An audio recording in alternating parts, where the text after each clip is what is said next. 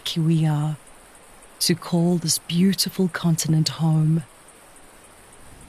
Yes, this paradise is not without peril, but just look at what we have to work with. In the years to come, this responsibility will fall to you, and all its potential will be your possibility.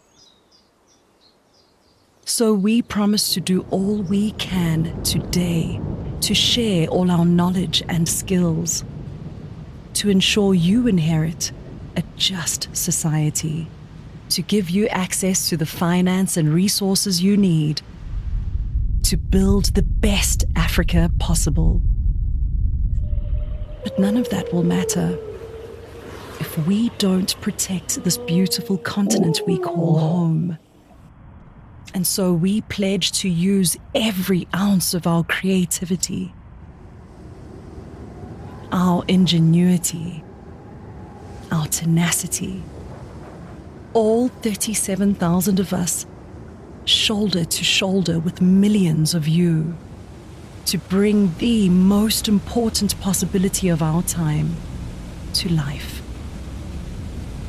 So your world, dear tomorrow, is shaped by the power of zero.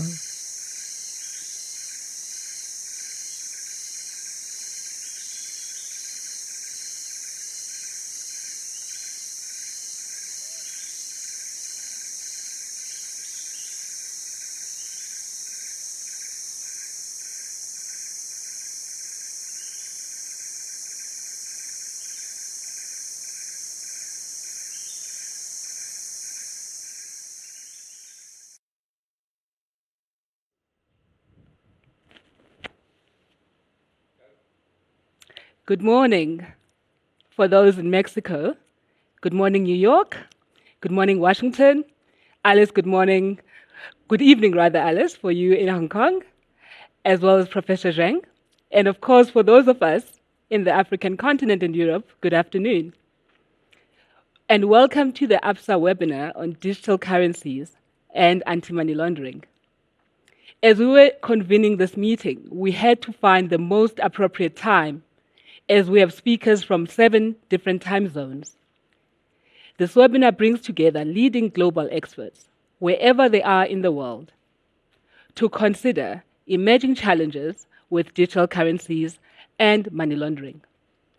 The webinar is convened as part of the partnership between Absa Bank, a leading diversified Pan-African bank, with the World Economic Forum's Global Futures Council. We are delighted that you could join us. We have brought together leading experts in digital currencies, anti-money laundering, as well as financial sector regulation. It is important for us to note upfront that the views of the speakers today do not necessarily represent the organizations they are affiliated with, but rather we are relying on them and their expert opinion to share with us what are the oncoming developments. We might all have seen that in the past few months, digital currencies have received considerable regulatory attention. The continued growth and adoption of cryptos has raised some concerns regarding consumer protection and financial crime.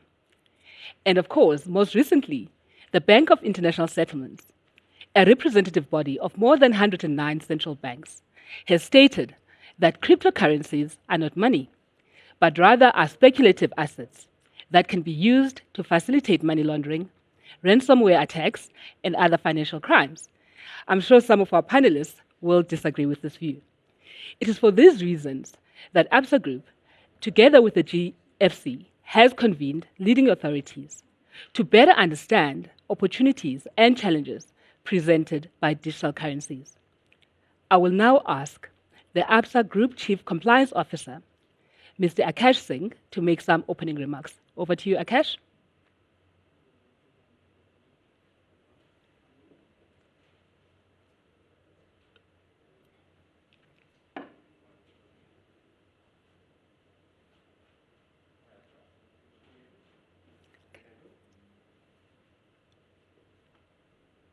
Yes, and esteemed speakers, Minister of Justice and Correctional Services, Mr. Ronald Lamola, Absa colleagues, ladies and gentlemen.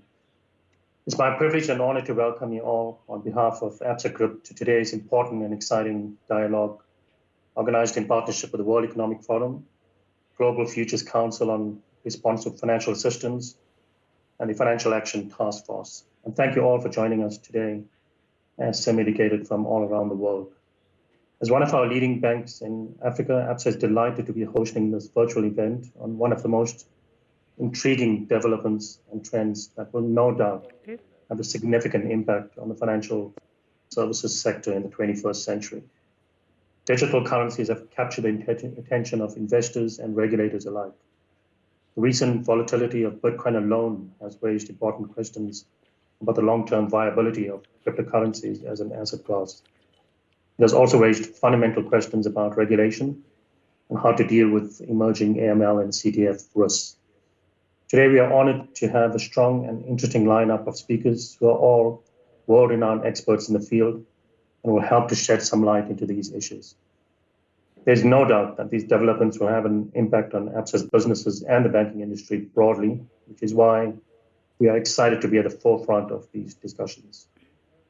A bit about Absa for those guests who might not know the bank. Absa Group is listed on the Johannesburg Stock Exchange and is one of Africa's largest diversified financial services groups. We offer an integrated set of products and services across personal and business banking, corporate and investment banking, wealth and investment management, and insurance, and operate in 14 countries with just under 40,000 employees. As an organization that has set itself apart to build a bank that is entrepreneurial and innovative, the topic being discussed today is very close to our hearts at Absa. We are a bank that recognizes the promise of technology and places digitization at the center of the way we do business. So with these few words, I would once again like to extend a warm welcome to everyone, and I hope that you find this dialogue insightful and thought-provoking. Thank you. Thank you, Akash. Absa is a strategic partner to the World Economic Forum, and as Akash mentioned, we've convened this webinar with the World Economic Forum's Future Council on Responsive Financial Systems. I would now like to invite Matthew Blake, the head of the WEF's Financial and Monetary Policy Systems Initiative and a member of the WEF Exco, to make some remarks. Matthew?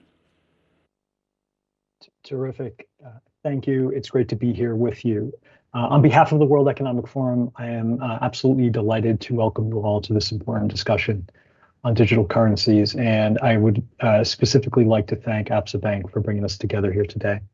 My name is Matthew Blake. I lead the forum's platform on the future of financial and monetary systems, and this platform brings together the public and private sectors to engage on issues of systemic importance to the financial sector. One extremely important body that has helped us over the years and in the present day define our agenda for the year is the Global Future Council on Responsive Financial Systems, which convenes a leading group of experts from industry, the public sector, and academia. Today's discussions are directly tied to the scope of that council, and I would really extend my thanks to Alice Law, Simi Savisa, Stefan Khan for their leadership on the council itself, but also in terms of bringing today to fruition. New forms of money present opportunities and challenges for the financial industry, policymakers, and consumers alike. The transformation more broadly of the financial sector represents a core area of study for the World Economic Forum, with its offices in San Francisco, Geneva, New York, Beijing, as well as a growing network of affiliated centers around the world, each with a focus on the evolution of digital assets.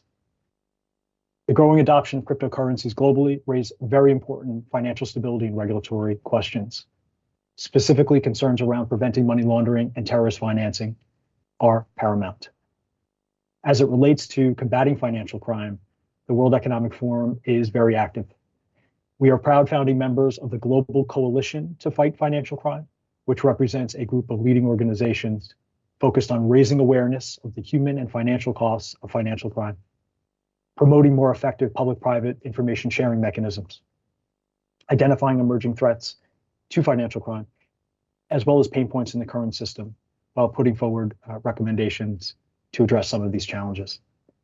The Financial Action Task Force, FATF, of course, plays an absolutely vital role in this ecosystem, And I want to join Absa in extending our thanks to FATF Vice President Elisa Deenda for joining us here today.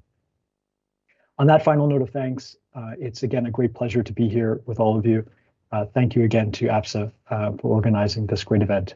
And I'm looking forward to a highly stimulating discussion. The floor is back to the host. Thank you. Thank you, Matthew. We're very privileged that this webinar is held exactly 5 days after the 4th plenary of the Financial Action Task Force. During the plenary, the delegates discussed in particular the ongoing review of virtual assets and virtual asset service providers. It is therefore our privilege to welcome the Vice President of the Financial Action Task Force, joining us from a very early morning in Mexico, Ms. Elisa Deenda Madrazo. In terms of her profile, she is a seasoned Mexican diplomat and is serving her second term as a FATF Vice President. Within FATF, she has been the head of the Mexican delegation, the co-chair of the Global Network and Coordination Group, a member of the steering group, as well as the co-chair of the contact group on Malaysia's membership. Elisa, thank you so much for joining us. We do understand that you are replacing Dr. Player, who could not join us at the very last minute. Thank you so much for your time. And I hope you do have your coffee because it is before 7 o'clock in your time. Thank you. I do. Thank you very much. Hello, everyone. It is a pleasure to join you today virtually on behalf of Dr. Marcus Player, the president of the FATF. I am particularly grateful for the opportunity to highlight some of the work of the FATF. Over the past few decades, we have seen huge strides in the fight against money laundering and terrorist financing. Thanks to the FATF, all countries have criminalized these practices, and more than 200 countries and jurisdictions have committed at the highest level to implement the FATF standards. And every day we see successful cases where money laundering and terrorist financing investigations and prosecutions have good results. But let me address the elephant in the room. We often hear that anti-money laundering and counter-terrorist financing regulations are a barrier for innovation, or that they obstruct the virtual asset sector. Virtual assets, as I'm sure you know, it's a term to describe crypto assets or digital currencies. And the FATF was the first body to set standards in this area. We did it back in 2019, and this applies for more than 200 jurisdictions that are part of our global network. One of the criticisms of this regulation is that it has stifled innovation in the sector. On the contrary, there has been explosive growth in the industry. Just look at the past year. Numerous new products and businesses have hit the market. The price of virtual assets, except for the past couple of months, has skyrocketed. And the number of virtual assets being adopted in the traditional financial sector has increased. For example, we see financial institutions that include banks, credit card providers, and MBTS that are now offering virtual asset products and services. We don't see an industry that is being hampered by the regulation. We see it thriving.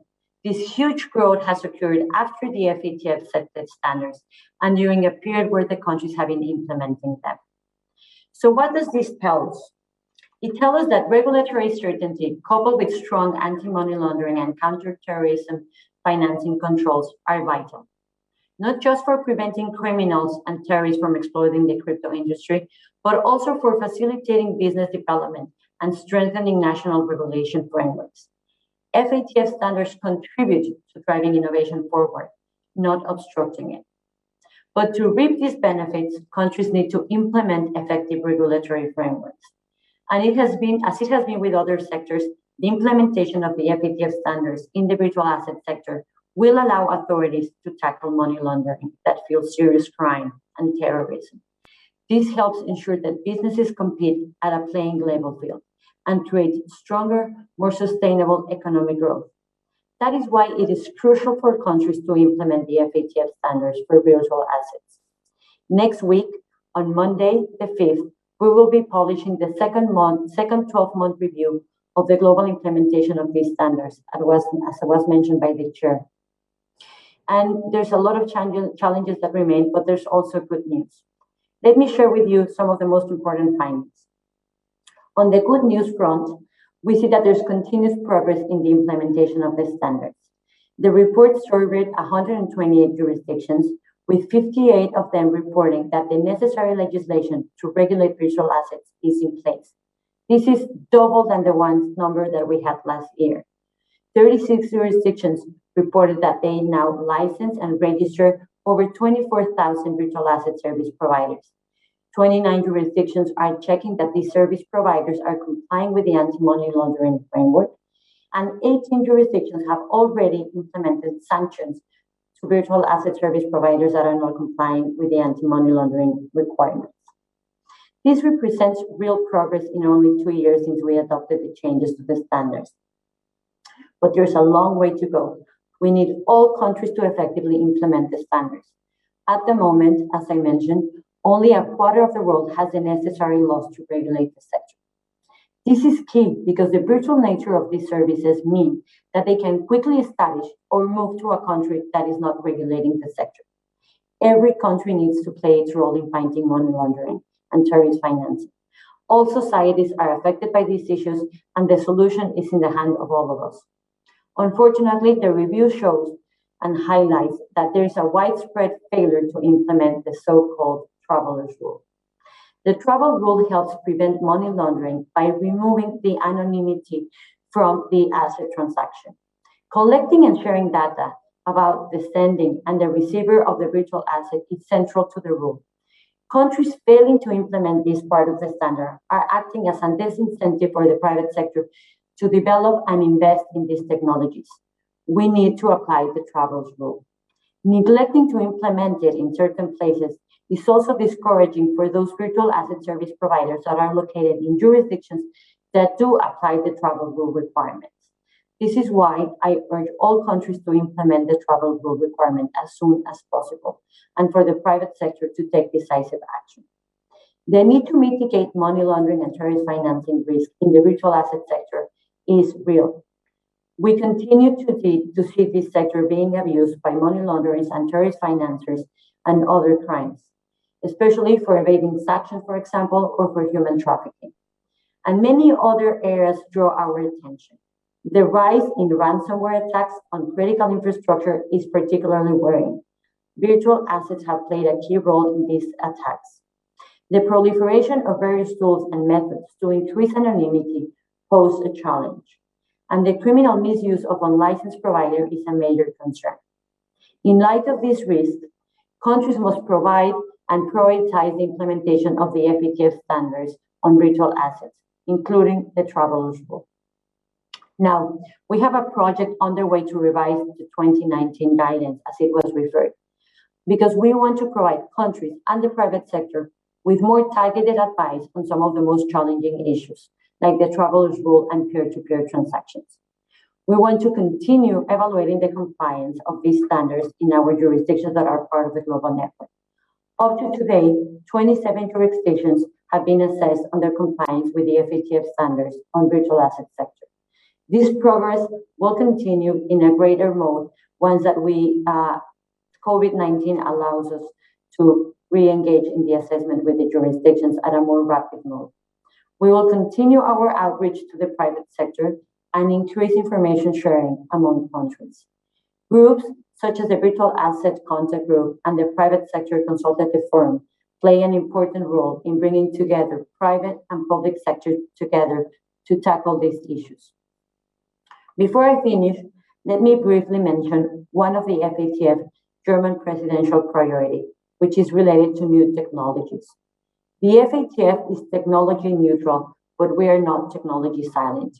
We believe that the new technologies can revolutionize what we do if we implement them smartly. The FATF has 3 ongoing projects that explore the opportunities of these new technologies and how we can transform the anti-money laundering work with them. We're bringing together more stakeholders than ever before to discuss the challenges and implications, and we're making sure that we leverage these innovations effectively. This work will also ensure that our global standards remain relevant and effective, and that we can drive smart and responsible financial sector regulation. There is much more that we need to do. At the heart of it The countries that are not implementing the FATF standards in this key area need to look at themselves and ask the question, do we want to be part of the problem or part of the solution? I know what the answer should be, and so do you. If we work together, we can help stop money laundering and save lives. Thank you very much. Thank you, Elisa, and certainly Absa Group and the panelists do want to be part of the solution. There are many interesting insights from your presentation, but I think before we take questions, we will transmission across to Minister Lamola. This is because some of the issues you have raised around the low adoption rates, with only a quarter of the countries having implemented anti-money laundering measures, as well as having laws within country to actually address money laundering. As we all know, South Africa is one of the FATF members, and at the recent plenary, the mutual evaluation of South Africa was discussed. We are fortunate to be joined by the Minister of Justice of the Republic of South Africa, Mr. Ronald Lamola. Minister Lamola is a qualified lawyer and holds 2 master's degrees in banking law and extractive law from the University of Pretoria. He has spearheaded in the past 24 months significant work not only in South Africa but across the continent on addressing anti-money laundering issues as well as financing of terrorism. He was identified by the World Economic Forum earlier this year as a young global leader. Minister Lamola will make some remarks and will then go to a Q&A for both Elisa and the Minister. Thank you very much. Over to you, Minister.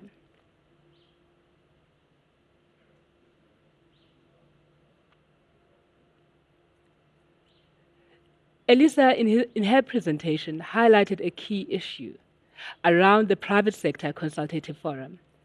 And as Matthew mentioned, the World Economic Forum has already been leading internal private sector work on anti-money laundering and innovation. We will now hope that going forward, we can find ways of linking up the WEF work streams as well as ongoing work within the FATF in order to ensure broad-based transmission of information. It is important for us to find opportunities for exchange of information and ideas because indeed we are all committed to finding solutions. We are just having a slight technical issue connecting with the Minister.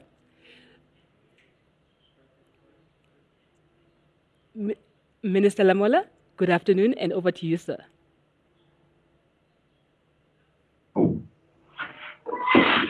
Yes, afternoon, and to everyone in the platform, wherever you are. I hope the afternoon will still be warm to everyone because it looks like there are people from across the globe. If it's morning or evening, afternoon, just we are just saying we're greeting you from wherever you are. Distinguished guests in the platform, the Absa leadership and the host of the seminar, and ladies and gentlemen, I would like to extend my gratitude to the organizers of this webinar. Thank you for extending an invitation to me. It has enabled me to be amongst you to discuss what is arguably one of the fastest emerging developments within the monetary policy regulatory framework and the law enforcement spheres. Historically, we have also regarded the financial sector as one of the strategic parts of our economy.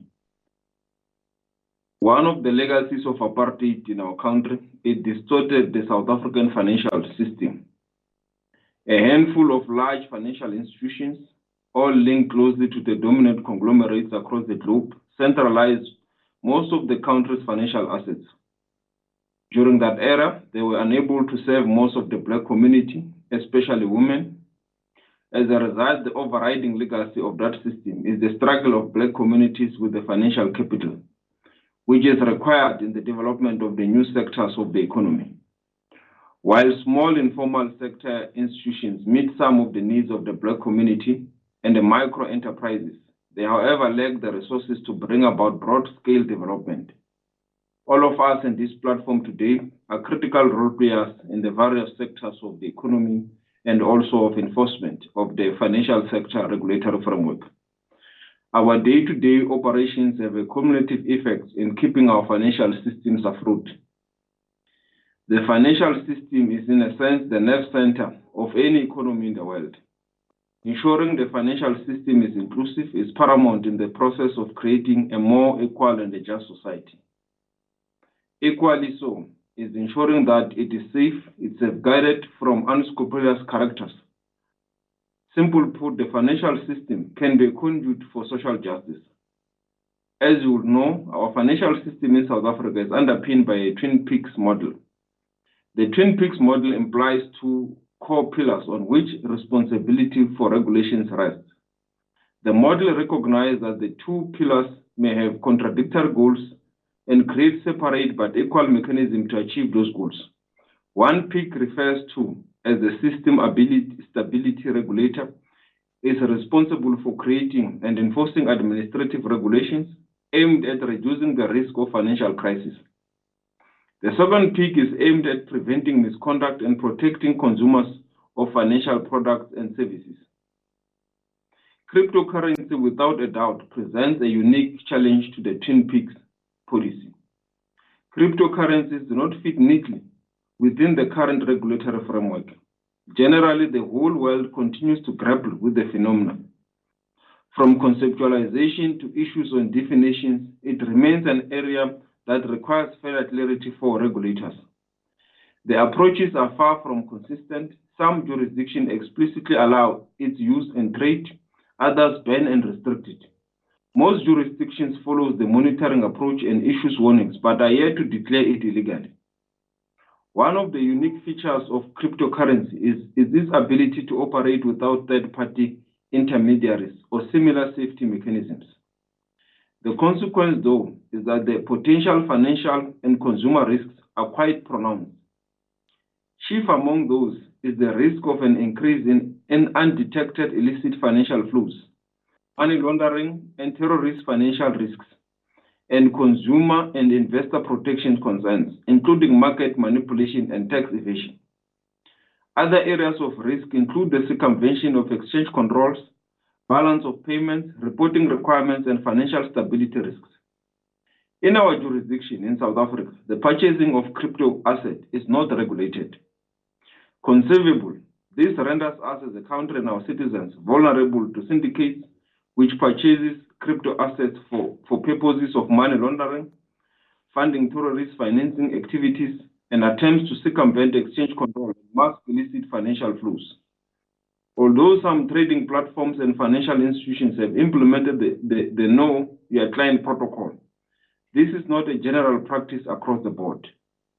Since no specified rules exist to protect consumers or provide customer resolution mechanisms or for disputes, consumers of crypto assets are extremely vulnerable.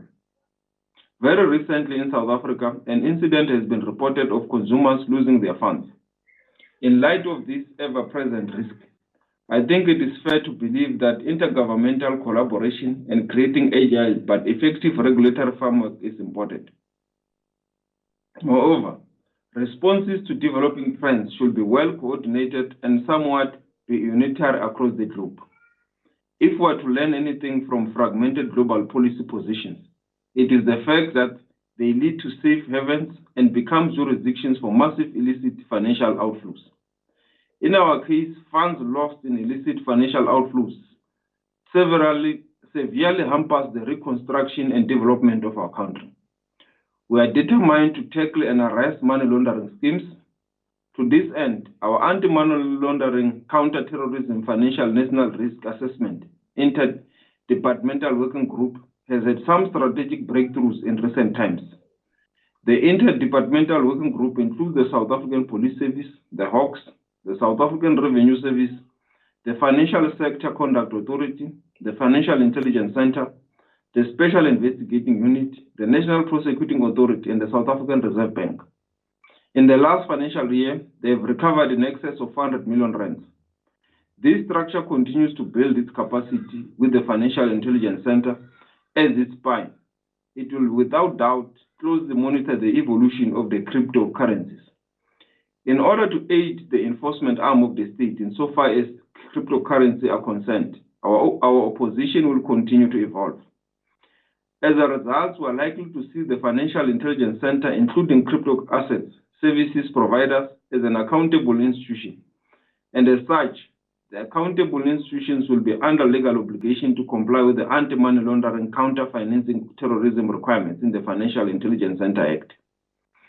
Moreover, once the Cyber Crimes Act has been operationalized, it will give our law enforcement agencies the arsenal to pursue criminals who may launder money in South Africa while sitting in other jurisdictions.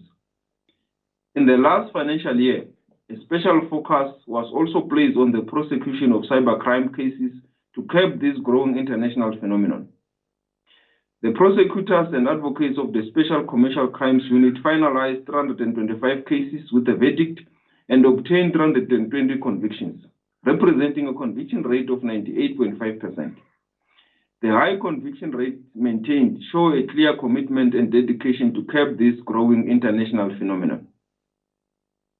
While cryptocurrencies facilitate this type of criminality, our South African courts will have the power to adjudicate matters in which persons who are not South African citizens, as well as persons who commit cyber crimes in other countries, in which persons or businesses in South Africa are affected. We are also pleased by the impending collaboration between the National Prosecuting Authority and other international authorities, such as the United States Department of Justice and other important stakeholders, to share and exchange expertise on digital crimes and the emergency of crypto assets. Earlier in the month, our Intergovernmental FinTech Working Group published the country's position on crypto assets. Our position is explained as follows. We are adopting a risk-based approach. As a result, regulatory actions will be undertaken with intensity in a manner that commensurate with the level of risk posed while balancing potential benefits, also taking into account the developments and requirements of relevant standard-setting bodies. The South African authorities do, however, reiterate their responsibility for the efficiency, stability, and integrity of the wider financial system, given the societal benefits associated with ensuring efficiency and integrity of the financial markets. Secondly, we are adopting a unified regulatory approach. Our regulatory approach will be a joint effort by all the affected regulatory authorities, which takes into cognizance of international methods. We are also adopting a phased approach. We will also ensure that our approach is technology neutral and resilient, while also being adaptive. Given the rapid changes in this environment, legislation should be sufficiently adaptive to allow application to emerging technologies with limited amendment, if any. These interventions in our context are a matter of necessity. It is often said that money laundering is not a victimless crime. This is particularly true for middle-income countries like South Africa. In recent months, we have learned of how the incestuous relationship between corruption and money laundering has robbed South Africa billions of rands. This incestuous relationship is aided by other jurisdictions. This without doubt calls into question the integrity of the global financial systems. And it also calls for all countries across the globe to work together to return funds, to extradite nationals, to also have mutual legal cooperation with regards to exchange of information on committed crimes related to corruption and money laundering. In pursuit of global social justice, one where the development of previously colonized societies like ours is paramount, the global community should not be idling while some jurisdictions flourish on the back of corrupt activities. It is upon us as global citizens to tackle this phenomenon together, to work as one community to defeat this scourge of money laundering, but also to allow nations to develop through new developments of technology and other means that enable citizens to benefit from new innovations. But new innovations should not be a gateway to criminal activities. Thank you very much. Thank you, Minister Lamola. We already greeted Elisa, who is in Mexico, the Vice President of FATF, It is early morning for her. We will now take questions for the Vice President of FATF before we proceed with the program.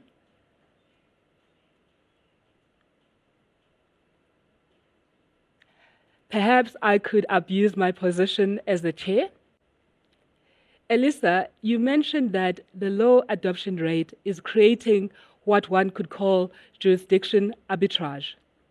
Whereas in countries where there is no regulation of cryptos, they tend to get more participants and there's move away from regulated entities and countries.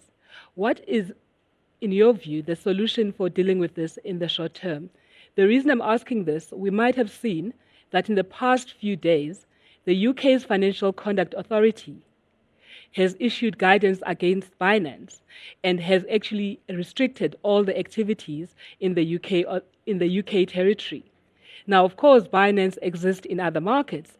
What it simply means is that in the UK, people who had funds with Binance cannot access their funds. It obviously creates a distortion in the international system. So what is the thinking from FATF at the moment to actually overcome that arbitrage? This is obviously practical for both the travel rule and other AML issues. Thank you. Thank you for that wonderful question. You're right. What is key now is that we have a global implementation of the standards.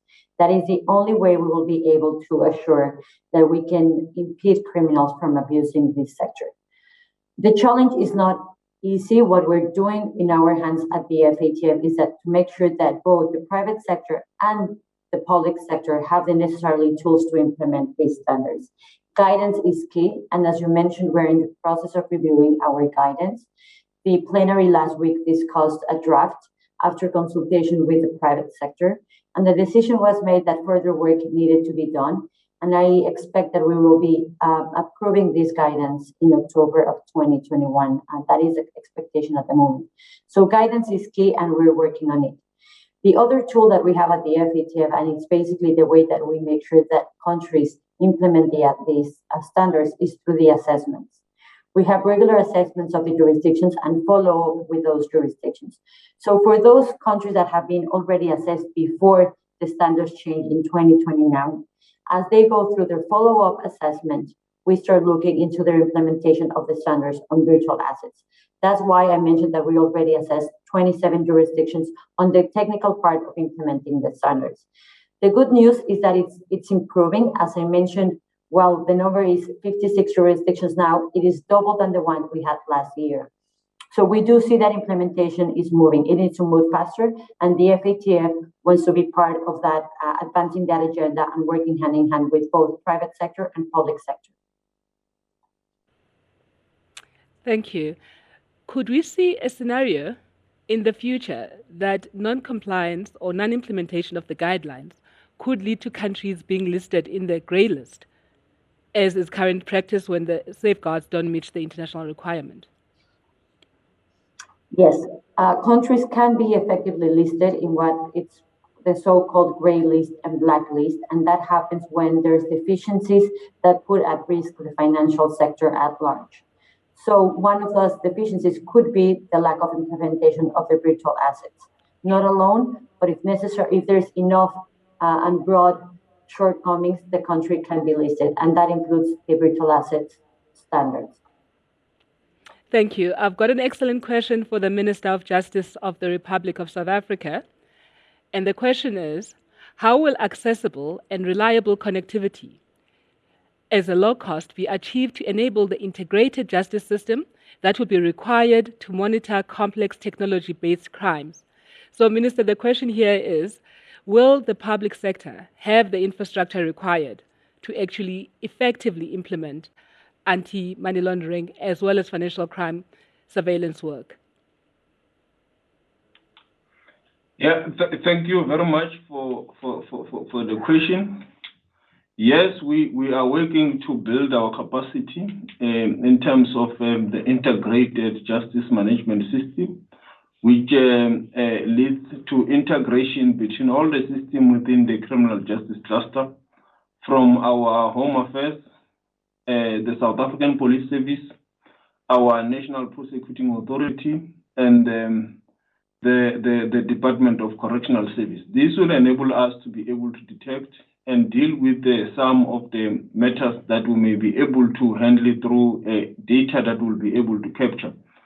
And it will also enable us to curb some of the activities that relates to international organized crime, which will obviously include cyber crime and also illicit financial outflows. These systems, as we speak, including the South African Revenue Services, which FICA becomes the spine of dealing with the financial markets. So that system will also help us to respond adequately to this global phenomenon. Thank you, Minister. I have one question for the Vice President of FATF. In your presentation, you mentioned the need for collaboration across the private sector. Given the diversity of our panelists as well as of our audience, what would make your work easier? Elisa? So at the FATF, we're always looking to work with the private sector. We acknowledge and recognize that they are at the front line of these activities, and their feedback on both the standards and their implementation is key for us. We regularly have open consultations with the private sector that includes having an open source in our website where we receive feedback from them.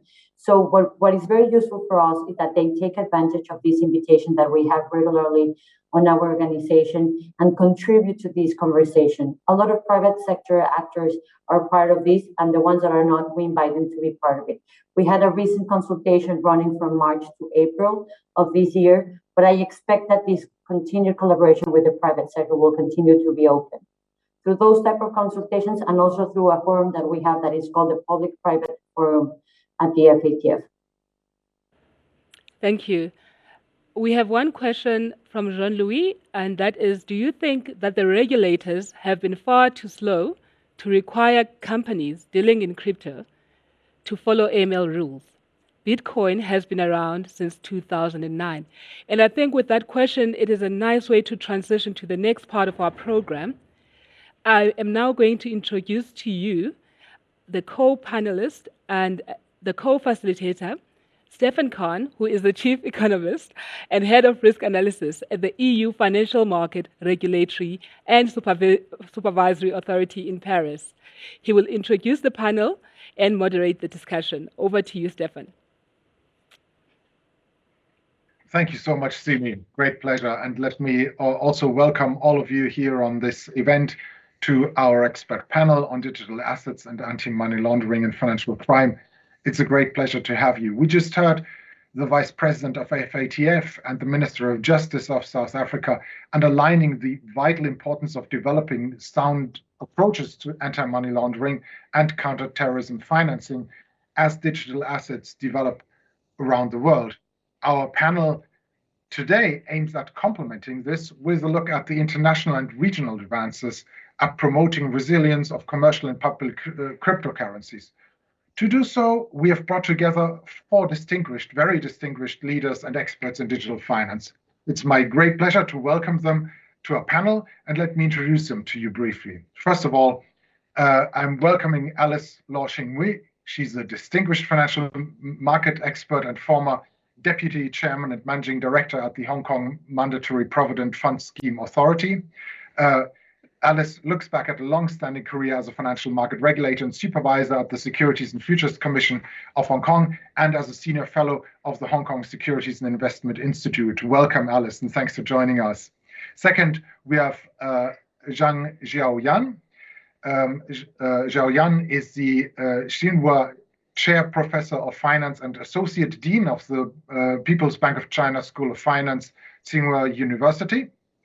Before she moved back to China in 2016, Zhao Yan worked as a finance professor at Cornell University and Purdue University for almost 20 years.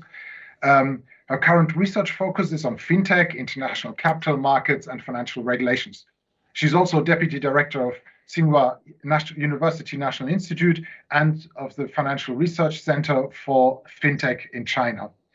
Third, it's my great pleasure to welcome Dr. Marwan Al-Zarouni. He's the Chief Executive Officer of the Dubai Blockchain Center in the United Arab Emirates. Marwan is an internationally recognized blockchain technology advocate and strategic advisor. And with the DBCC, he has been mandated to create a holistic ecosystem for blockchain companies and to advise on promoting and regulating digital assets. Finally, I'm welcoming Arif Ismail. Arif is the Deputy Division Chief for Payments and Infrastructures at the International Monetary Fund. Arif is a distinguished career as a central banker, previously leading the payment system oversight and fintech strategy at the South African Reserve Bank. Welcome to all of you to this panel, and we're very privileged to have you with us today. Now, let me first turn to Arif for the international dimension on digital currencies at the moment. Arif, from your global perspective, what broad trends do you see as the IMF, in particular, on digital currencies in this space? Arif. Fantastic, Stefan. Thank you so much. I hope you can hear me clearly. Very personally first, Stefan, I started my payments journey actually at Absa about 20 years ago. So this is very humbling to be part of the panel and part of this discussion. I'm reminded of the early days and very warm thoughts from there. So let me keep my thoughts really broad on some of the trends on digital currencies. And upfront, you may wonder why I didn't include in my thoughts particular trends on faster payments or proxy payments or even open banking. And the reason for that is I just want to home in, Stefan, on digital currencies. So three trends. First trend, the cash is on the comeback. Second trend, the deepening efforts to transform cross-border payments using new digital currencies. And third trend, cryptos keep evolving, keep shifting. So all these trends, Stefan, is really underpinned by new digital currencies. Let me just spend a few minutes on each one. So trend one, cash is making a really strong case for sustaining itself as an important payment instrument. But of course, this time it would be in digital form, right? Issued by a central bank, and there are numerous efforts on the go. So we'll hear the People's Bank of China started testing its CBDC in select cities, starting in May 2020. The Bahamas launched its CBDC in October 2020, and it's live with its sand dollar. And of course, Jamaica plans to offer its CBDC next year. We can see that this digital cash or CBDC is a hot topic just this month. The Bank of England has published its discussion paper on CBDC. And of course, the Federal Reserve plans to do so in 2021. So that's trend one. Cash may become a long-acquainted friend in digital form. Trend two, as I say, is cross-border payments strongly on the radar, in the crosshairs. We know the pains associated with cross-border payments, and we'll hear, I think, from panelists on efforts like in February between the People's Bank of China and the Central Bank of the United Arab Emirates coming together in a project called the MCBDC Bridge. How do you make different CBDCs kind of interact with each other and interoperable? So the IMF is contributing on this work on cross-border payments. We're doing some independent analysis on the effects, the macroeconomic effects, macro implications of the cross-border use of digital money. And of course, there's a CBDC roadmap that's being put together, including a broader cross-border implications of different digital currencies by the likes of the BIS, etc. And then to close, the third trend is really around crypto assets, which will continue to evolve and be a part of the mix. We've seen the evolution from Bitcoin to global stable coins and now to DeFi. And, if I conclude, Stefan, in terms of the first trend, so I say digital cash may be king. Second one, cross-border frictions must fall. And the third one is crypto creeps and evolves into the system. So those are the three broad trends that I'd like to plant, Stefan, at this point. Thank you. Wonderful, Arif. at this point, this is important to have that global dimension and these global trends coming on. And I'm sure this will come back to us in the discussion. Before I move on to Xiaoyan, let me remind all the participants, our audience today, that there is the possibility of posting questions through the system, that if time allows, we will have an opportunity in the course of this panel to review. So please make use of this opportunity. But now I'm moving on to Xiaoyan, and with that to one of the pioneering countries on digital currencies. Arif just mentioned it. Xiaoyan, China has been quick in the rollout of digital money through the CBDC efforts. Can you tell us what the developments are in China now? And in your opinion, what are the benefits to be achieved through the digital yuan? Okay, thank you, Stefan. I hope you can hear me very well. So let me first share the developments of CBDC, central bank digital currency. So in China, so up until now, maybe a dozen cities have been selected, mostly large and middle-sized cities. They have been selected to run this pilot programs. So let me explain what is a pilot program. In the pilot program, the users will need to download the digital yuan app. And then after you get the app, you register and you enter into a lottery. And then they will give you, well, if you're lucky, you will receive a small amount of currency in your app. Now, taking that digital currency, you can go to the appointed suppliers of goods or service providers. So you can make digital payment and to buy the goods or the service you need.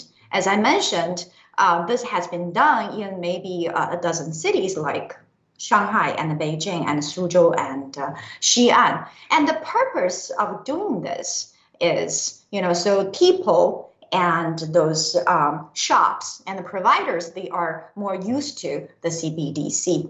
And given that the mobile payment has been quite widespread in China, so far what I can see is the pilot programs have been quite successful. Of course, this is only the first step. I mean, it's called a pilot, right?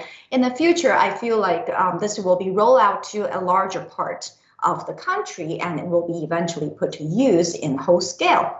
Now, your second question is, what do I see as benefits of using the CBDC? So it is very obvious, I think, from what I hear and what I see in China, that people agree that the central bank digital currency is convenient, it's efficient, and it's secure. So those are the obvious things, but I would like to add 3 more things to it. It's like my opinion.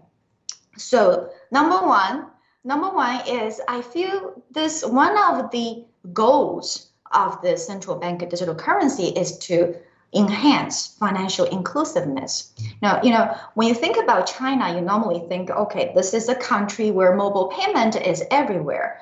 But that's not entirely true. There is still a large part of China, people don't have, they have limited access to mobile network. So one of the idea of the digital currency by the central bank is to include these areas, include those people who have limited access to mobile payment, so eventually they can easily use the currency. And the idea is to enhance the financial inclusiveness. That's number one. And number 2 benefit, from my opinion, is this CBDC is going to be an accelerator for international trade and the internationalization of Chinese currency. As you might know, that China is the second largest economy in the world, and we have a large amount of international trades. And with the development of the digital currency, which is, backed by the central bank with very little or none of the default risk, if people realize the convenience and security of this currency, it might be used more in international trade. Now, Chinese yuan is already a reserve currency now, but with the digital currency, we hope that it will make the internationalization of this currency even more promising in the future. And then finally, from my opinion, I feel like this central bank digital currency is going to help the regulators to make and adjust their monetary policies. The idea is very simple. With the tractability of digital currency, the monetary authorities, they should be able to observe the flow of the money in the whole economy, and which can effectively let them know which policy works, which one doesn't work, and how to adjust them. So that's what I have in my mind, and thank you for your question. Thank you so much. And it actually is an important starting point for that regional perspective. We're very privileged to have a representative and an expert and a clear leader from another pioneering financial center for the development of digital assets here around the table, Marwan in Dubai. Marwan, you lead the Digital Asset Task Force and advise the Dubai Financial Council for Blockchain on how digital assets can be encouraged and regulated. How important, in your judgment, is a sound anti-money laundering and anti-crime framework for digital currencies and their evolution? I think it's extremely important, especially for the progress and moving forward from just having these dispersed projects within the cryptocurrency space into having centralized kind of currencies that are run by the government and supervised and really help shape policies based on these currencies. In the UAE, we actually took a totally different approach than a lot of the other jurisdictions in the world. We in the UAE always work on the PPP model, which is public-private partnership. So a lot of our projects that basically paved the way for cryptocurrency adoption in the UAE and in the whole region was actually starting with what do we need to do before we even get to regulate cryptocurrency. And one of the most important answers was you have to have identity, digital identity that can be used for monitoring the money flow or know your transactions. It is a digital identity to establish the fundamentals for eKYC. It is the digital identity that is used even socially in chats and other platforms that can enable in the future something very similar to the Chinese WeChat app. And all these steps are all related to creating an identity. And in Dubai as well, we do not like to start from scratch in any projects. We love partnerships and we love partnering with countries. And when we wanted to actually do in the UAE a central bank digital currency, we first partnered with Saudi in a project called Absa between our central bank, and that was a 3-phase project between our central banks and our leading banks in the region. And more recently, we've heard of the UAE partnering with China and some other currencies that are exploring this cryptocurrency space, with China being the leader in this space with the retail cryptocurrency or CBDC currency. That I think will take a really long time to be adopted in the mass because of the scalability issue we have with the technology of blockchain right now. But all these issues will be ironed out. All these pilots will flourish and deliver a really good experience for us, not only in the UAE, but in the whole world, to build upon to create a really reliable network of transactions based on revolutionary technology and include and not limit financial inclusion, help better monetary policy, as well as provide the public with a good, reliable, source of wealth creation, as well as value exchange mechanisms that's not only local, but it's truly global. Thank you so much, Marwan. And with these two more regional perspectives, I think it is now time and a good opportunity to take a global business and regulatory perspective. Alice from Hong Kong, working in a global financial center. Hong Kong recently saw the burgeoning of crypto asset exchanges. And from an independent observer's perspective, what role do markets see Hong Kong could play as a financial center in cryptocurrency markets in the future? And how will cryptocurrencies coexist with the CBDCs such as digital yuan? What do you think? Okay. Thank you, Stefan. Good morning, good afternoon, and good evening to all the participants, distinguished guests. I'm very pleased to share with you our latest development and also share with you some of the evolutionary landscape of our regulation over the crypto assets area. Now, first thing first, I think in Hong Kong, we operate in what we call the common law system. So unlike perhaps in part of mainland China, our regime works on the basis that if the law does not prohibit, then those investments will be able to operate. So I think for the past, that ties in with also Simi's question, what happened in the last decade when crypto assets, for example, Bitcoin started to thrive? I think in most of the common law, English law-based jurisdiction, when there is no black and white law to prohibit, then those the businesses could actually find a space to thrive on their own until perhaps it becomes a threat to certain parts of the financial system. So if we look at the development over the years, in particular in the last 3 years or so, I think the initial starting point for example, Hong Kong, we saw some thriving of the crypto asset service providers and even some exchanges, but interestingly, they are not properly regulated in the sense that because there is actually no law against the operation initially. So I think in November 2019, the Hong Kong securities regulator actually adopted what we call an opt-in regulatory approach. It's a voluntary approach. If you want to be licensed, you raise your hand, you go into the regulatory regime. So it's still not a situation where there is an explicit requirement that operating crypto assets, you need to be regulated. So that's why we saw some thriving in that area, and that those mainly are international participants, international brands, as you can see. But I think with FATF actually clarifying very succinctly in the guidance that there should be a very clear legislation combating money laundering.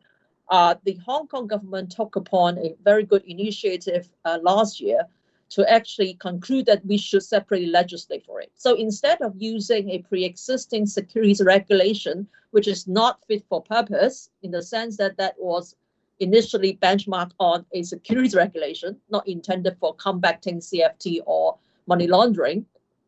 So definitely, as in the language of FATF, we need to have a separate regime to govern it, echoing the Vice President's speech this morning. So it's important. That's one of the lessons learned. I think number one is we ought to look at the crypto assets very distinctly and also try to find a fit for purpose regulatory tool. So if any of our jurisdictions, if we examine our toolkits and it's not fit for purpose, that actually goes to undermine the strength of the enforcement in future of AML or CFT. So that's the first piece of observation I had in the last 2 years development in Hong Kong. So I think very shortly we will see a distinct legislation on virtual assets service providers exchanges. So that's number one for the Hong Kong development. Number two, actually before this seminar, I went to interview some of the market practitioners. Those who are properly in the business, they prefer proper regulation and visibility. All right. So that actually divides the good from the bad, so to speak. Those who are in illicit money dealing, money laundering, CFT, they would not come forth and they would not want to be regulated. Those are really in the business of providing virtual assets, development, custodians, even banks clearing for all these exchanges. They would wish to see properly regulated entities around. So I think that is number two lessons learned from the recent development and discussions. And that actually also reflects on number three is the investors and institutional investors. I was reading some of the newspapers, mainly news from the US. I'm not sure if this is validated or not, but it seems that there are 40 million people in the US holding some forms of virtual assets. So I must say this is quite astounding. In Hong Kong, we don't have the actual direct statistics because most of them are actually private equities, okay, private owners or But increasingly, as we saw in the central bank's circular or the Basel's directive, that increasingly institutions are also holding some of this in their balance sheets as well. So they would also prefer to see properly regulated service providers to make sure that they are not dealing with illicit activities. So that's the number 3 aspect, the investors aspect. On digital currencies, and I interviewed some of the market practitioners, and also in one of our former central bankers in Hong Kong, in the Hong Kong Monetary Authority, there was a very strong statement made to distinguish between digital currencies and crypto assets.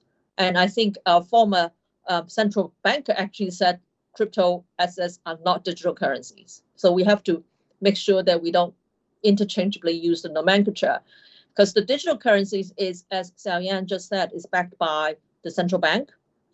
It's backed by real economy and also the economic backing of the country. Crypto assets basically do not share moneyness, I think, in the sense that it does not possess the full-blown moneyless nature. So I think for us, it's very clear that we should not be confused. And the Hong Kong government also has been in talks with experimenting some kind of cross-border payment capabilities, started off with Thailand. And I think recently we're also looking to explore possibility with the electronic yuan coming across the border. But all this needs to be further experimented on because of obviously the importance of fund and currency control, as well as risk control, and also infrastructure. Because a lot of this is about actually the compatibility of the two areas infrastructure as well. So that's my observation so far. Thank you. Thank you very much, Alice. I'm glad that you went right at the hardcore problems associated with the oversight and the tracking of AML issues of financial crime overall, and what, in terms of regulatory frameworks, could and should be done in this space. Before we go down that route of the regulatory response, or of the appropriate public dealing, but also corporate responses to those crime-related issues, let me just go back to our questions and answers tool, and I see already a number of questions piling in, which sort of fall into two areas. And I want to tackle the first area in a little bit of a structured way first, which is the broader questions of the impact and potential impact of digital assets and currencies on the wider economy, on trade, and I think Xiaoyan already made a reference to that, and also on financial markets. And I would want to frame one broad question and maybe ask all of you who take an interest on this panel to provide a brief response. So the question is, what is the impact on the economies as we know them, broadly speaking? Second, maybe also on trade. And then thirdly, very intriguingly, on the existing financial systems, namely on existing competitors, on the incumbents in the market. Are we in the face or just ahead of a big market revolution in payments and beyond in that space? And also, closely related to that, what is the dynamic competitive relationship between central bank digital currencies and private initiatives? And so I would be, I guess, any of you would have a view on this one, but I would definitely invite all of you to make a comment on that. And maybe we start in reverse order with Arif. Thanks, Stefan. That's quite a lot to kind of think through.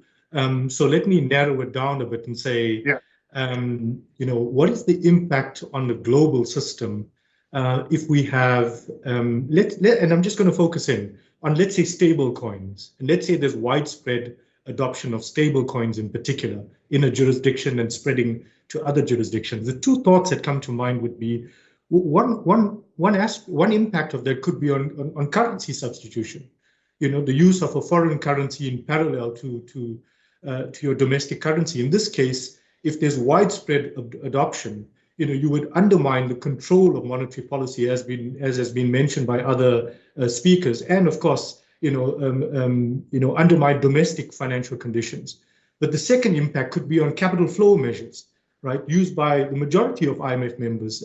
This could be easily circumvented, and the independent exchange rate regimes would be harder to maintain. So those are two possible, kind of larger impacts that may happen from, let's say, a global stablecoin adoption, absent a regulatory framework, of course. Thanks. Jan, do you have a view? Yeah, I would like to add on to Arif's. Actually, Stefan, you asked so many questions. So I'm gonna only focus on the thing I think I think I'm gonna focus on the thing that's most important to me. Okay, at GFC, Alice knows we have been talking about the future of the global economy is a digital economy. And to me, that digital currency is a huge infrastructure project. If we want to answer the question, how this different form of currency would affect the global economy, well, from my perspective, I'm talking about CBDC, right? The central bank digital currency. I feel like the idea of, in the digital economy, if this is the future of the humankind, to have this digital currency is quite important when we move on for the development of digital economy. Now, I would not particularly worry about, I think this is going to enhance the international trade, given that digital form is more convenient, hopefully more efficient, and it's more secure. I'm not particularly worried about the currency if all, the Chinese model is the central bank digital currency. I mean, the currency rate is, the trade is going to increase. I hope the currency rate will stay stable. So that's my brief comment. I feel like the digital currency is an infrastructure. It's going to be super important in the future. And maybe Marwan, from the Dubai perspective, your experience on these broader economic matters and trade matters, but also related the industry impact on incumbents. So I'll just let you know that I have two hats. Actually, I am also a member of the Global Future Council on cryptocurrency and the World Economic Forum. And one of the things that we've done as an exercise is actually a report that's already published. It's called Cryptocurrency, What Is It Good For? And in that, we highlight a number of cryptocurrencies, and each one of them, what is the market capital, other statistics about it, but more importantly, how does it really change the status quo? What did it bring to the table that it was never done before? What new value it demonstrates? Why is that model should be looked at by the world economists? Cryptocurrencies bring really a lot of advantages. One of them is making you think differently about money. The way we perceive value and the way we perceive wealth is completely changed with cryptocurrencies. If you can imagine, a couple of years ago, before the creation of cryptocurrencies, a gain of 2%, 3%, and the stock market is considered as something huge. Now, even a 30 or 50% gain in cryptocurrency is in a minute considered normal. We've become so accustomed to these kind of price swings in a totally unregulated market that it changed how we perceive money. People became billionaires. A lot of people lost their money very quickly. And it's really, really sped up our perception of how monetary systems are run, whether with the government supervision or without. That being said, also it changed our definition of access to liquidity. A creator in Africa 2 years ago wouldn't have been able to access the global market and sell his paintings, globally, even if they had internet access. Right now, with the advent of technology such as this decentralized financing, he get somebody to finance his work, be able to sell it, get dividends from the NFT sales, and also be able to share it through a smart contract with whoever was, commissioning the artwork. All these different economic models, different economic, ideas were introduced and could only be introduced by a technology such as blockchain. in addition to that, we have crowd financing also with the ICOs and now with the STOs and IDOs and all these different acronyms that were introduced again with cryptocurrencies. Yes, there are some disadvantages with anti-money laundering and counter, the financing of terrorism. But there are actually revolutions when it comes to the actual technology. And when you combine the technology with the monetary aspect of it, you create a really exponential kind of growth and innovation in this space. And I think it's about time that we got innovation in the financial space. Marwan, on this final point that you made, let me come back to that, because that now brings us to the second broad area of questions that the audience are posting us on the system, and that is the concrete questions of regulating digital assets, in particular in the space of AML, but also beyond that. And I can see that what is gaining some interest is, for example, how can consumer redress be adequately insured in a system where there is a lot of trial and error in private cryptocurrencies, and where, like all of you mentioned, in most cases there isn't even a regulatory framework, i.e. legal certainty around these issues. Also, on the same note, there's a question of price manipulation. Marwan, you just mentioned the extreme volatility in the price swings.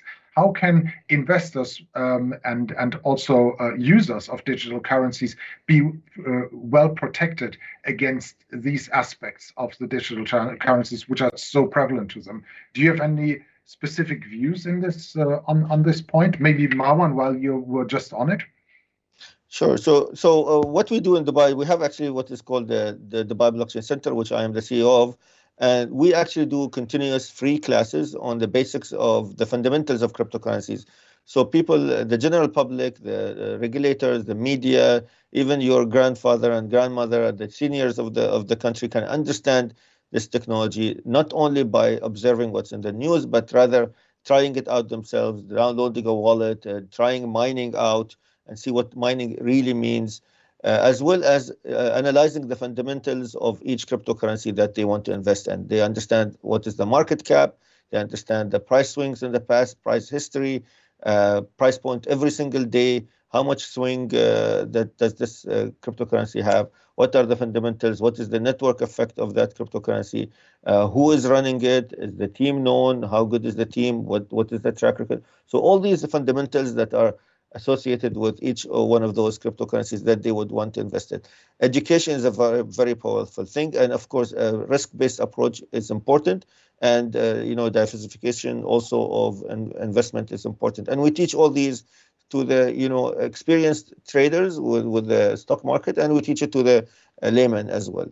Even in schools, we have a school program. We have also a university degree, a master's of cryptocurrency and blockchain, which is in association with University of Nicosia. And we have a lot of these programs that enable the consumer to be an educated consumer and the investor to be an educated investor in a field that is new to everyone, and in a field that you need to really diversify your portfolio and not invest more than maybe 5 or 10% of your portfolio in this very volatile space. One of the things that we teach as well, and we started teaching here in Dubai, is decentralized autonomous organization. So cryptocurrencies do not have to be, an investment,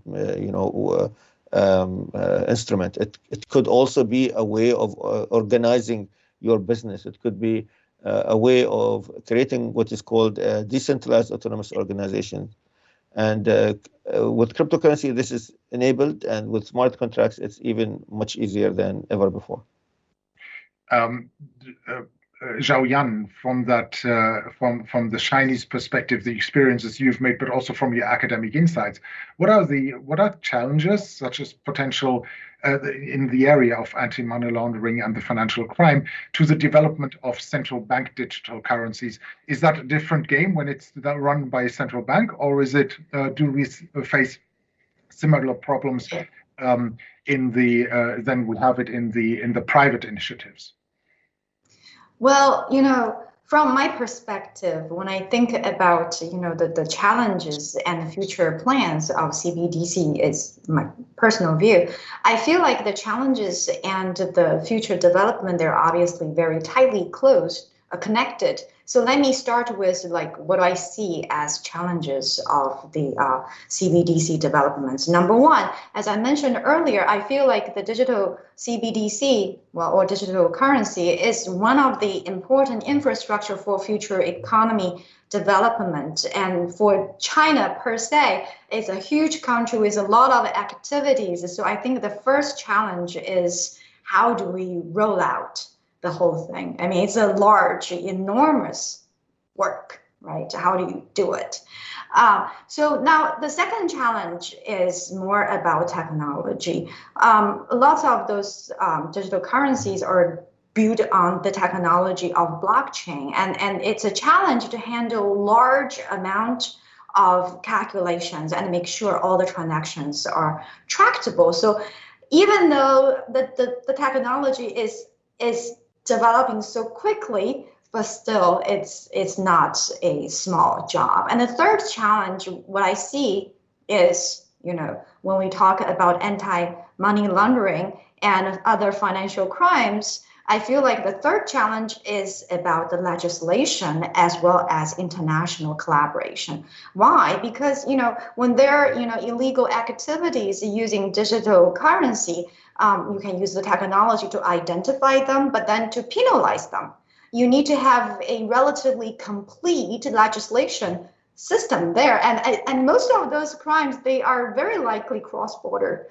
So the international collaboration are very essential. So after I talk about those challenges, so the future plan, from my point of view, the CBDC, what they're trying to do here, I think rationally, number one is, right now we are using 12 cities to do the pilot program. So it will be rolled out to the whole country. The central bank has been very cautious and conservative, and we don't know the exact timeline, but it will go. I mean, everybody sees that's the future. And the second thing is, the technology needed lots of investment to generate more computational power and keep track of transactions. And finally, the international collaboration. And that's why we're here for, to understand what each others are doing and hopefully to develop all together, right? Thank you, Stefan. Jan, three important buzzwords. It's international cooperation, local enforcement, and the money that public authorities need to actually keep track of these very fast developments. Maybe we need to have an eye on the clock. So maybe by way of closing remarks from Arif and Alice, what's your take, especially from this international dimension, on the priorities going forward on AML and financial crime developments? Arif first, please. Thank you, Stefan. I'll keep it brief. So I think the thing that sticks in my mind is some of the comments by Alice in particular and Marwan. Crypto is not one thing, right? We're talking about a variety of different products, if you wish, whether that's, ICOs, and Marwan listed a few, whether it's stable coins for payment purposes, or whether you're talking about an asset class. And therefore, the second point is important, that each jurisdiction is approaching this with their own lenses, their own regulatory frameworks, their own philosophies on it. So this global cooperation of what best practice would be for those different use cases and how we kind of interweave what comes out is super critical. Maybe that's where I'll pause it. Stefan, thanks. Thank you so much, Arif. Alice, final word. You're on mute. Unmute. Alice. Thank you, Stefan. Thank you for reminding. Lesson learned from previous financial crisis, whether it's regional or global, is that the connectivity of various systems.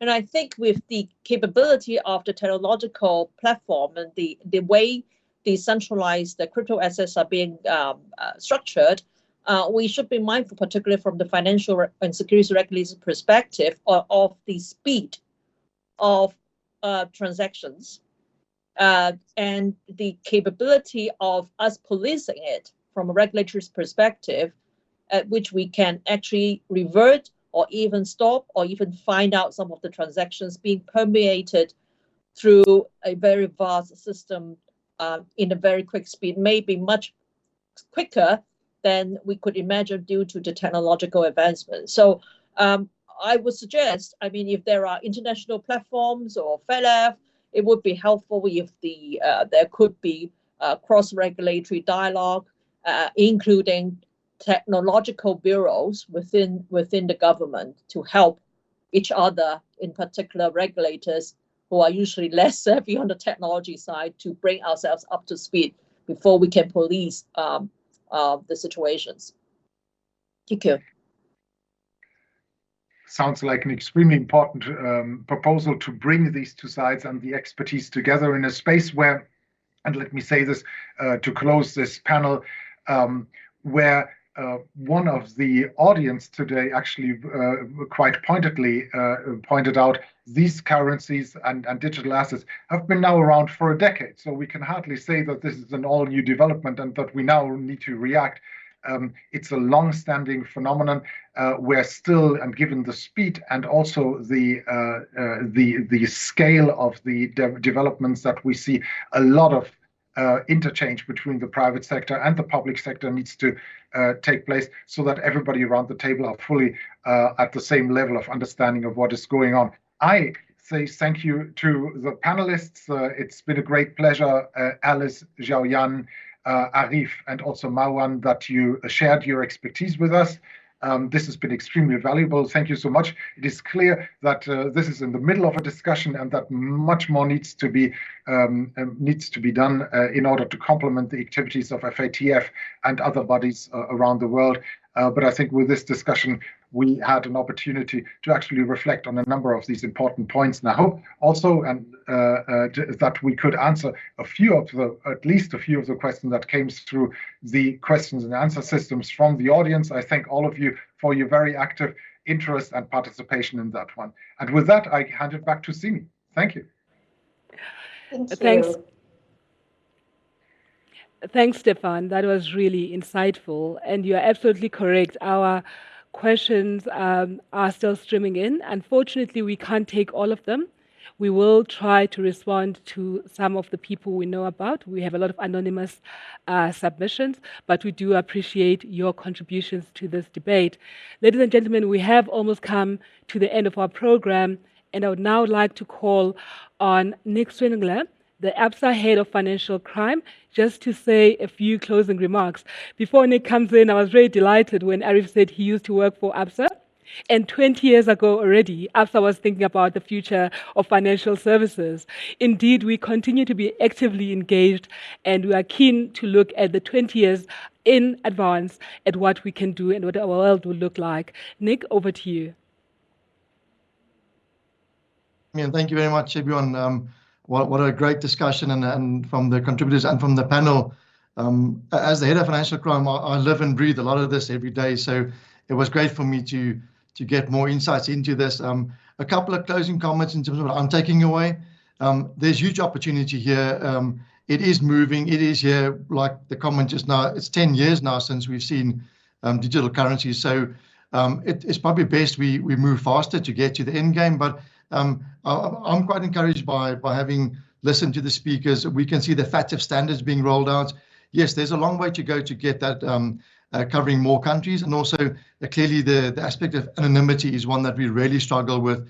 I hope that the comments around digital identity, that will definitely go a long way to helping with that. But I'm encouraged by the pace of progress. Although it seems as going slow, I think there's a lot that is happening.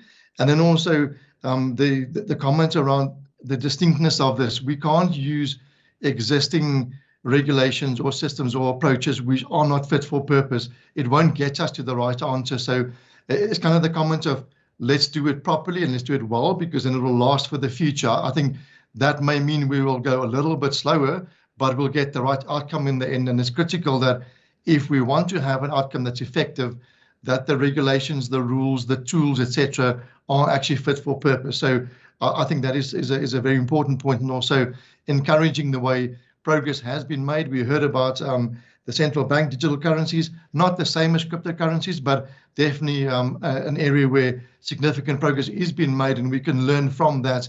And also on the tech side, as the speaker was saying, is these things will happen. There will be progress. Things will move forward. So I'm optimistic that we will get pretty soon to a space that is acceptable and meets the expectations of what we're trying to do here, and not have this asset class being a conduit or a vehicle for money laundering and financial crime. So thank you very much. I really enjoyed the discussion, and those are just a couple of remarks from my side in pulling it together. Thank you, Simi. Back to you. Thank you, Nick. I would like to thank our panelists who are members of the WEF's Global Futures Council. And we really appreciate you making the time, but also contributing your knowledge, not just today, but I think on the broader GFC community. The commitment that this team and the broader team in GFC has in not only informing, but also contributing to global thinking on the future of finance is important. I would also like to thank our partners, the Financial Action Task Force.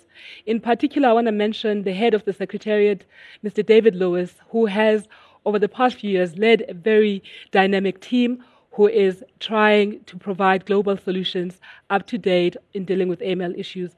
And of course, the Vice President of FATF, Elisa, we thank you very much for your time. We do know it was very early in Mexico, and for you to step in at the last minute, we thank you very much. The Minister of Justice of the Republic of South Africa, for his remarks as well. They are well appreciated. I think there are three key ideas that we can take away from here. The need for urgent global collaboration, not just regulators, but across regulators, across jurisdictions, and between regulators and the private sector.